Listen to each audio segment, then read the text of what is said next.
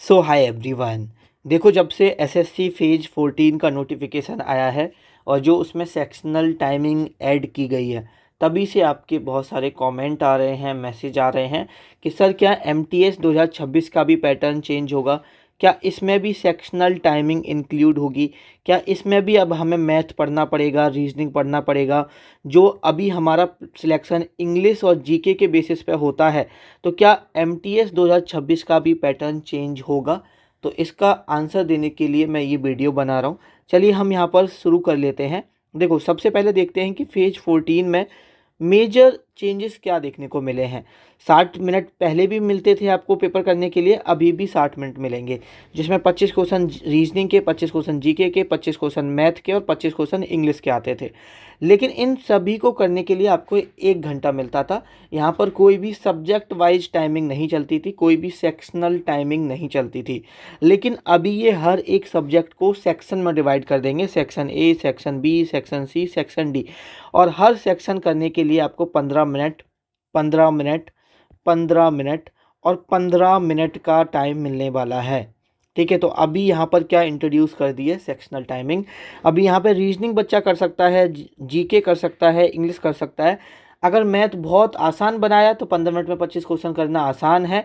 लेकिन अगर थोड़ा मॉडरेट या टफ लेवल का के क्वेश्चन आए मैथ के, तो 15 मिनट में 25 क्वेश्चन करना थोड़ा मुश्किल होता है और बहुत सारे बच्चों के लिए बहुत मुश्किल होता है। तो यहाँ पर इससे जो इम्पैक्ट पड़ेगा वो ये पड़ेगा कि जो कट ऑफ है वो आपको और कम देखने को मिलेगी। इस बार नॉर्मलाइजेशन की वजह से आपने देखा कि कट ऑफ पर बहुत इम्पैक्ट पड़ा। जो पहले कट ऑफ बहुत ज़्यादा जाती थी, अभी वो कम से कम 15 से 20 नंबर डिक्रीज हो चुकी है।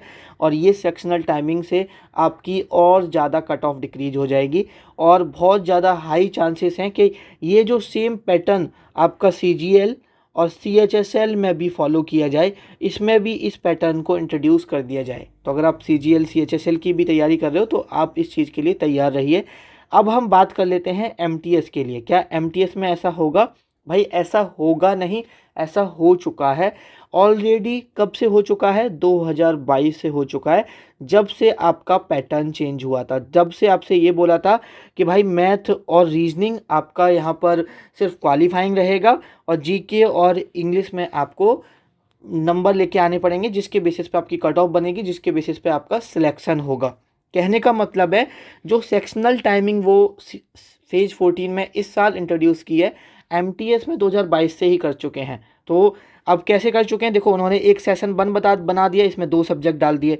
एक सेशन 2 बना दिए, इसमें 2 सब्जेक्ट डाल दिए। बोल दिए ये दोनों के लिए आपको 45 मिनट मिलेंगी और ये दोनों के लिए आपको 45 मिनट मिलेंगी।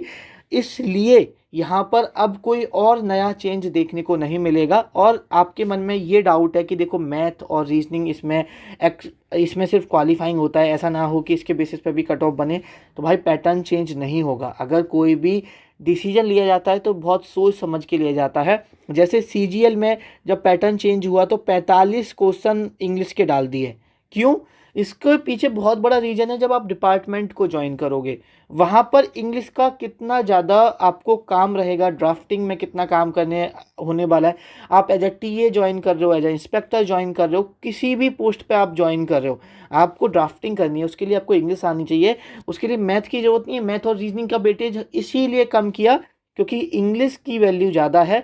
आपको ड्राफ्टिंग वगैरह इंग्लिश का वेटेज इसलिए ज़्यादा रखा है। और यहाँ पर देखो, एमटीएस अगर हम ऑन पेपर वर्क देखें और अगर हम एक्चुअल में काम देखें तो बहुत डिफरेंस होता है। एक एमटीएस टीए वाला काम कर रहा होता है और अगर आप 1-2 साल एक्सपीरियंस्ड हो जाते हो और अगर आप काम करने में इंटरेस्टेड होते हो और आपको काम आने लगता है तो आप इंस्पेक्टर लेवल का भी काम कर रहे होते हो। तो इसीलिए यहाँ पर जीके, जिससे आपको अवेयरनेस हो, और आपका इंग्लिश पर आपका फाइनल सिलेक्शन किया जाता है और इसमें आपका कोई भी चेंज नहीं होगा। और बात रही यहाँ पर सेक्शनल टाइमिंग की, तो वो तो 2022 से आपकी सेक्शनल टाइमिंग है ही है। पहले सेक्शन में आपको 2 सब्जेक्ट मिलते हैं, दूसरे सेक्शन में आपको 2 सब्जेक्ट मिलते हैं। इसमें और कोई अलग से चेंजेस आपको देखने को नहीं मिलेगा। जिस हिसाब से आप अपनी तैयारी कर रहे हो उस हिसाब से ही तैयारी करते रहो और कोई बदलाव आपको करने की अपनी प्रिपरेशन में ज़रूरत नहीं है। आई होप आपको समझ में आ गया होगा। आपसे मुलाकात होगी नेक्स्ट वीडियो में, तब तक के लिए ख्याल रखिए।